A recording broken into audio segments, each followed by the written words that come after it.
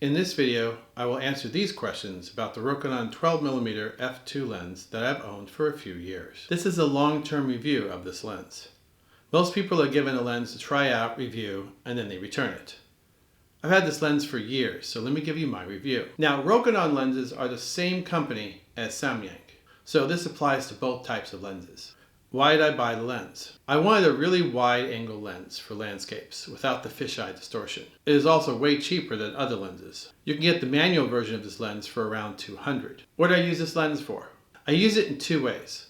The first is to capture as much of the scene as possible. The second is if I can't go back far enough to get a subject into frame. This picture I can only go back so far before I fall into the ocean. I've also used it for portraits. You can also use it for astrophotography. How good is this lens, and are there issues with it? This is a great lens. The version I bought was the manual focus one, since the autofocus one wasn't available at the time. It is really easy to use. Just set it to infinity, and everything is in focus. You can use focus peaking if you want something closer than a landscape to photograph. Recently there was an autofocus version of this lens.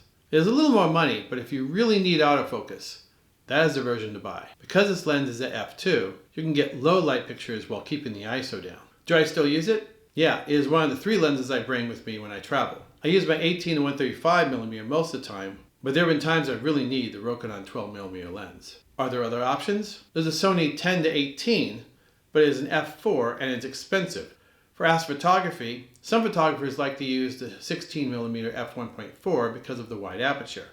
I do more landscape photography, and 16mm is not wide enough. Would I recommend this lens? Yeah.